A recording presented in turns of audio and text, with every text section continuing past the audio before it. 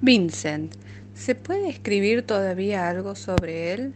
Pienso en todas las palabras que ya se han escrito, incluidas las mías, y la respuesta es no. Si miro sus cuadros, la respuesta vuelve a ser no, aunque por una razón diferente, sus cuadros invitan al silencio. Casi iba a decir que ruegan silencio, y eso habría sido falso, pues ni una sola de sus imágenes, ni siquiera la del anciano con la cabeza entre las manos en el umbral de la eternidad, muestra el menor patetismo. Siempre detestó inspirar compasión y hacer chantaje. Solo cuando veo sus dibujos me parece que merece la pena añadir algunas palabras. Tal vez porque sus dibujos tienen algo de escritura y a menudo dibujaba en las cartas. El proyecto ideal habría sido dibujar el proceso que llevaba sus dibujos, tomar prestada su mano de dibujante. Sin embargo, lo intentaré con palabras. Cuando miro un dibujo suyo de un paisaje de los alrededores de las ruinas de la abadía de Montmajour, cerca de Arles, realizado en julio de 1888, creo ver la respuesta a una cuestión obvia. ¿Por qué ha llegado a ser este hombre el pintor más popular del mundo? El mito, las películas sobre él, los precios, su llamado martirio, sus brillantes colores, todo ello tuvo un papel y amplificó el atractivo global de su obra, pero no están en su origen. Es querido, me digo mirando el dibujo de los olivos, porque para él el acto de dibujar o de pintar era una forma de descubrir y de demostrar por qué amaba tan intensamente aquello a lo que estaba mirando y aquello a lo que estaba mirando durante los 8 años de su vida como pintor. Sí, solo 8. Pertenecía al ámbito de la vida cotidiana. No se me ocurre otro pintor europeo cuya obra exprese un respeto tan franco por las cosas cotidianas, sin por ello elevarlas en alguna medida, sin referirse a su salvación mediante un ideal de lo que encarnan o a lo que sirven. Jean-Simon Chardin, Georges Delatour, Gustave Courbet, Monet, Stel, Joan Miró, Jasper Johns, por nombrar solo unos pocos, venían magistralmente apoyados por ideologías pictóricas, mientras que él, en cuanto abandonó su primera vocación de predicador, abandonó toda ideología, se volvió estrictamente existencial, se quedó ideológicamente desnudo. La silla es una silla, no un trono. Las botas están gastadas de andar. Los girasoles son plantas, no constelaciones. El cartero reparte cartas, los lirios morirán, y de esta desnudez suya, que para sus contemporáneos era ingenuidad o locura, procedía su capacidad de amar, súbitamente y en cualquier momento, lo que veía delante de él. Agarraba entonces el lápiz o el pincel y se esforzaba por hacer realidad, por colmar ese amor. Un amante pintor que viene a afirmar la tosquedad de una ternura cotidiana con la que todos soñamos en nuestros mejores momentos y que reconocemos instantáneamente cuando la vemos enmarcada. Palabras, palabras. ¿Cómo se ve esto en su práctica artística? Volvamos al dibujo. Es un dibujo a plumilla de caña. En un solo día hacía varios, a veces, como en este caso, directamente del natural, a veces de sus propios cuadros colgados en la pared del estudio mientras se secaban. No era tanto estudios preparatorios como esperanzas gráficas. Mostraban de una forma sencilla, sin las complicaciones del pigmento, a donde esperaba que le condujera el acto de pintar. Eran mapas de su amor. ¿Qué vemos en este? Matas de tomillo, otros arbustos, rocas calizas, olivos en una ladera, una llanura a lo lejos, pájaros en el cielo. Moja la plumilla en tinta marrón, observa y marca el papel. Los gestos parten de la mano, de la muñeca, del brazo, del hombro, posiblemente también de los músculos del cuello. Los trazos que hace en el papel Sin embargo, siguen unas corrientes de energía que no son físicamente suyas y que solo se hacen visibles cuando las dibuja. Corrientes de energía. La energía de un árbol que crece, de una planta que busca la luz, de una rama que ha de acomodarse con sus vecinas, de las raíces de los cardos y de los arbustos, del peso de las rocas incrustadas en la ladera, de la puesta del sol, de la atracción por la sombra de todo lo que está vivo y padece del calor, del mistral que sopla del norte y ha moldeado los estratos de roca. Es una lista arbitraria. Lo que no es arbitrario es el dibujo que sus trazos hacen sobre el papel. Se asemeja a una huella digital. ¿Una huella de quién? Es un dibujo que valora la precisión.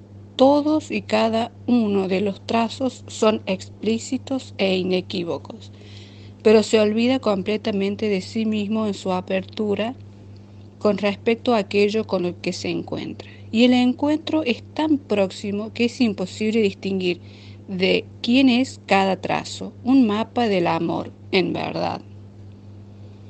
2 años después, 3 meses antes de su muerte, pintó un pequeño lienzo de 2 campesinos cavando la tierra. Lo hizo de memoria, porque se refiere a aquellos que había pintado 5 años antes en Holanda, y a las muchas imágenes que pintó a lo largo de su vida en homenaje a Jean-François Millet. Sin embargo, es también un cuadro cuyo tema encierra el mismo tipo de fusión que vemos en el dibujo. Los 2 hombres están pintados en los mismos colores: el marrón de la patata, el gris de las palas y el desvaído azul de las ropas de trabajo de los campesinos franceses, que el campo, el cielo y las colinas lejanas.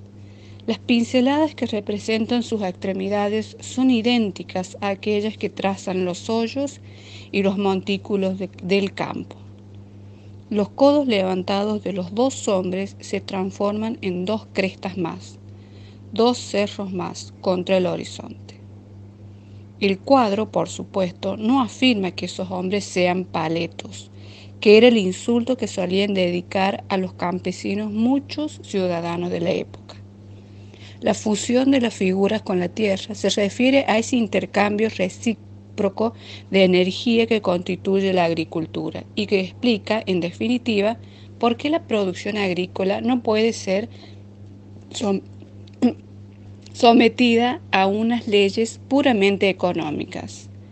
También podría referirse, mediante su amor y respeto por los campesinos, a su propia práctica como pintor. Tuvo que vivir toda su corta vida apostando con el riesgo de perderse. La apuesta es visible en todos los autorretratos. Se mira como a un desconocido o como algo con lo que acaba de tropezarse. Sus retratos de otras personas son más personales, su enfoque más cercano. Cuando las cosas iban demasiado lejos y se perdía completamente, las consecuencias, como nos lo recuerda su leyenda, eran catastróficas. Y esto es evidente en las pinturas y en los dibujos que hacía en esos momentos. La fusión se transformaba en una fisión. Todo borraba todo lo demás. Cuando ganaba la apuesta, lo que sucedía casi siempre, la ausencia de contornos en su identidad le permitía ser extraordinariamente abierto. Lo hacía completamente permeable a aquello a lo que estaba mirando. ¿O me equivoco? Tal vez la ausencia de contornos le permitía darse, abandonarse y entrar e impregnar al otro. Posiblemente se daban los 2 procesos, una vez más, como en el amor. Palabras, palabras. Volvamos al dibujo de los olivos. Las ruinas de la abadía están, creo, detrás de nosotros. Es un lugar siniestro, o lo sería de no estar en ruinas. El sol, el mistral, los lagartos, las cigarras, la ocasional abubilla, todavía limpian sus muros. La abadía fue desmantelada durante la Revolución Francesa. todavía no han acabado de borrar las trivialidades del poder que encerraron un día y todavía siguen insistiendo sobre lo inmediato. Sentado de espaldas al monasterio y mirando los árboles, le parece que el olivar empieza a cortar la distancia y a apretarse contra él. Reconoce la sensación, la ha experimentado, en el interior, en el exterior, en el Borinaje, en París o aquí, en la Provenza. A esta presión, que fue tal vez el único amor íntimo constante que conocí en su vida, responde a una velocidad increíble y con la máxima atención. Toca todo lo que ven sus ojos y la luz cae sobre los trazos en el papel de vitela de la misma forma que cae sobre los guijarros a sus pies, en uno de los cuales, en el papel, escribirá Vincent. Este dibujo parece contener hoy algo que tengo que denominar gratitud, una gratitud que no es fácil determinar. ¿La gratitud hacia el lugar, la suya o la nuestra? Los dibujos de Watteau. La delicadeza en el arte no es necesariamente lo opuesto a la fuerza. Una acuarela sobre seda puede ejercer un efecto más potente en el espectador que una figura en bronce de 3 metros de altura. La mayor parte de los dibujos de Watteau son tan delicados, tan vacilantes, que casi da la impresión de que los hizo en secreto, o como si estuviera dibujando a la mariposa que se ha posado en una hoja delante de él y teme que el movimiento o el ruido del carboncillo sobre el papel la espanten. Esto no quita que al mismo tiempo revelen un poder enorme de observación y sensibilidad. Este contraste nos da una pista sobre el temperamento de Watteau y sobre el tema subyacente de su arte. Aunque pintó mayormente payasos, argelines, fetes y lo que hoy llamaríamos bailes de disfraces, su tema fundamental era trágico, la mortalidad. Watteau enfermó joven de tuberculosis y probablemente intuyó su temprana muerte a la edad de 37 años. Posiblemente presintió también que el mundo de elegancia aristocrática que le pedían que pintara está también condenado a desaparecer. Los cortesanos se reúnen en el embarque para Citerea, uno de sus cuadros más famosos, pero lo conmovedor del acontecimiento reside en sus consecuencias en que cuando llegue no será el lugar legendario que esperaban. Las guillotinas estarán a punto de caer. Algunos críticos sugieren que los cortesanos están volviendo de Citerea, pero en cualquier de los dos casos existe un contraste patético entre lo legendario y lo real. No quiero decir con esto que Watteau previera realmente la Revolución Francesa o que pintara profecías. De haber sido así, sus obras serían hoy menos importantes de lo que son, porque hoy esas profecías estarían obsoletas. El tema de su arte era simplemente el cambio, la fugacidad, la brevedad de cada momento suspendido en el aire como una mariposa. Este tema podría haberle llevado el sentimentalismo a una tenue nostalgia, pero es en ese punto donde su implacable observación de la realidad lo convierte en un gran artista. Digo implacable porque la observación de un artista no consiste solo en poner sus ojos a trabajar, es el resultado de su honradez, de su lucha personal por entender lo que ve. Miremos su autorretrato. Tiene una cara ligeramente femenina, los ojos amables como los de una mujer pintada por Rubens, los labios carnosos, sensuales, la delicadeza oreja afinada para oír canciones románticas o el romántico eco del mar en la caracola, el tema de otro de sus dibujos.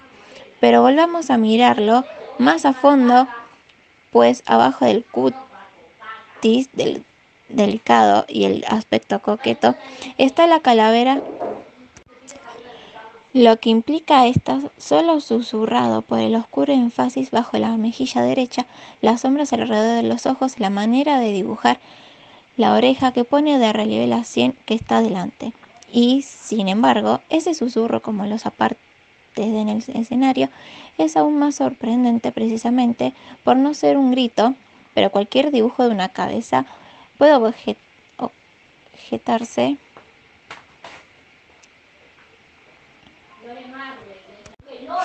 Revela un cráneo porque la forma de la cabeza depende de este, por supuesto, pero entre el cráneo como estructura y el cráneo como presencia hay un mundo de diferencia. De la misma manera que los ojos pueden mirar a través de una máscara, reduciendo así el efecto del disfraz, así también este dibujo, el hueso, parece mirar a través de la carne, tan fina en algunos puntos como la seda.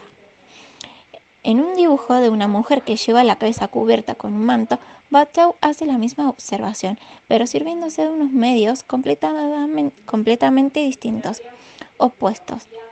Aquí, en lugar de comparar la carne con el hueso, bajo ella la pone en contraste con el paño que la cubre.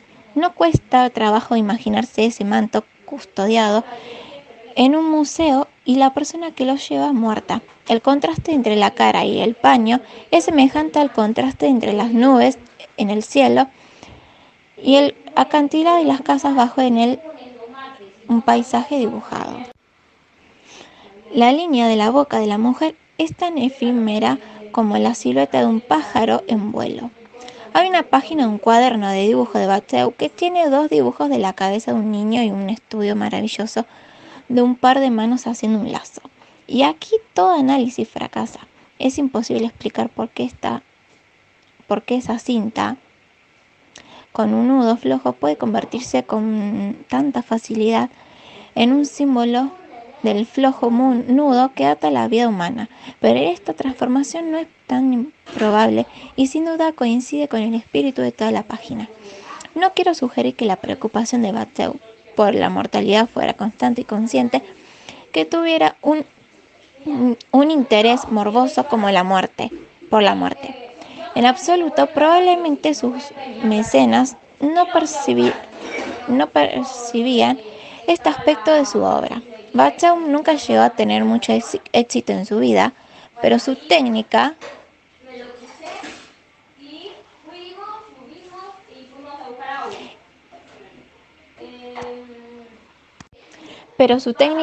impresionante, por ejemplo, en su retrato de un diplomático persa, fue muy apreciada, al igual que su elegancia y lo que en la época se habría considerado su languidez romántica. Y hoy podemos considerar también otros aspectos de su obra, como, por ejemplo, su técnica magistral para el dibujo. Por lo general dibujaba con carboncillo o sanguina. La blandura del medio le permitió alcanzar esa impresión de movimiento suave, ondulante, que es típica de sus dibujos. Describió, como no la ha hecho ningún otro artista, la caída de la seda y como la luz se desparrama por ella. Sus barcos surcan las olas y la luz rebota en los cascos con el mismo ritmo ondulante. Sus estudios de animales tienen toda la fluidez del movimiento animal. Todo tiene un movimiento sinuoso, lento o pausado. Observemos el pelo del gato, el cabello del niño, las circunvoluciones de la caracola, la caída en cascada del manto, el remolino de los tres rostros grotescos, el suave meandro del desnudo que se desliza hacia el suelo, los pliegues similares al delta de un río de la túnica persa. Todo fluye, pero es en ese fluir donde Watteau pone el acento, donde deja la impronta de una certidumbre resistente a toda corriente. Estas marcas hacen que una mejilla gire, que en un pulgar se articule con la muñeca, que un pecho se apriete contra un brazo, que un ojo se amolde a su cuenca, que un umbral tenga profundidad o que en un manto rodee una cabeza. Atraviesa los dibujos como una raja en la seda para revelar la anatomía bajo el brillo. Dan vida a la figura o a la forma por el procedimiento de frenar momentáneamente el fluir del dibujo en su conjunto. En otro nivel, la conciencia humana constituye un freno momentáneo al ritmo natural de la vida y de la muerte, y del mismo modo, lejos de ser algo mórbido, esa conciencia de la mortalidad que tenía Watteau incrementa la nuestra con respecto a la vida.